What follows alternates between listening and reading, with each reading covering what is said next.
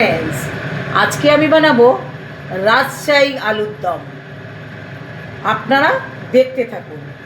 তেল আমার গরম হয়ে গেছে, এর মধ্যে দেব একটুখানি চিনি, আর দেব আমি শুকনো লঙ্কা, জিরে আর একটা তেজপাতা ছিঁড়ে। এই তেলের মধ্যেই দেব আমি আলুগুলো।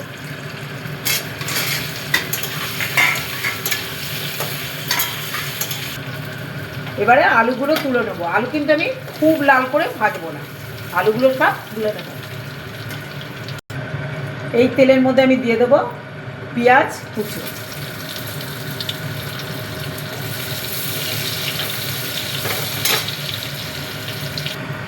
এবার দেবো পেঁয়াজ বাটা,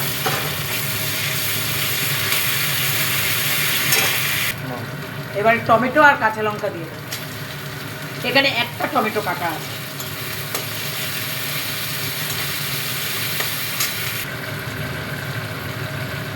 এবার দেব নুন, তাহলে টমেটোটা তাড়াতাড়ি গলে যাবে। আদা রসুন পেস্ট,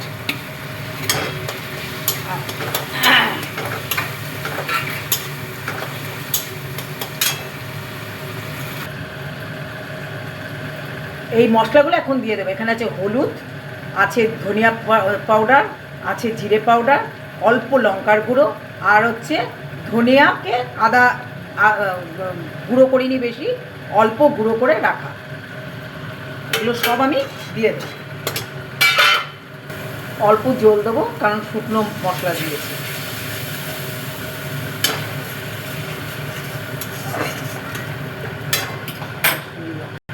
কাশ্মীরি লঙ্কা,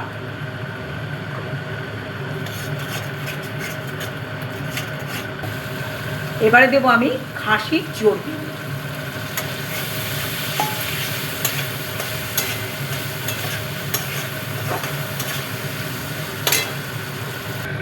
গরম জল করে রাখা আছে। এই যে এইটুখানি জল দেবো, খুব জল কম, ছোট্ট একটা বাটি একদম।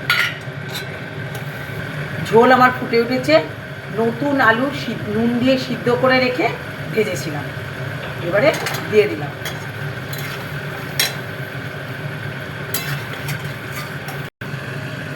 এবারে দেব গরম মশলা। এটা হচ্ছে রাজশাহী গরম মশলা, এটা আমার নিজের বানানো।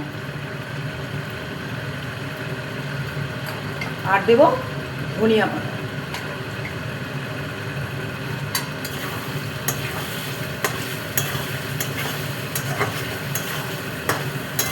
ফটকট করবে। রাজশাহী আলুর দম আমার হয়ে গেছে। গ্যাস বন্ধ করে দিলাম। এবারে আমি ঢেলে নেব। রাজশাহী আলুর দম আমি ঢেলে নিয়েছি। দেখো, এই রেসিপিটা যদি তোমাদের পছন্দ হয় বা ভালো লাগে, তাহলে তোমরা আমার ইউটিউব চ্যানেল আছে রঞ্জুর হেসেল, ওখানে তোমরা এই রেসিপিটা দেখে নেবে। দেখে আমাকে একটু সাবস্ক্রাইব করে দেবে। সাবস্ক্রাইব করে দিলে নতুন নতুন আমি যে রান্না করব, সেই রান্নাগুলো সব তোমাদের কাছে সবার প্রথম নোটিফিকেশন চলে আসবে। ফেসবুকেও আমার আইডি আছে, ফেসবুক রঞ্জু সরকার প্রোফাইল, ওতেও আমার এই রান্নাটা দেওয়া থাকবে, কীরকম করে আমি রান্না করেছি। ওটা যদি দেখতে চাও দেখবে, এবং আমাকে লাইক শেয়ার ফলো করে দেবে। টাটা বন্ধুরা, আবার দেখা হবে নেক্সট ভিডিওতে।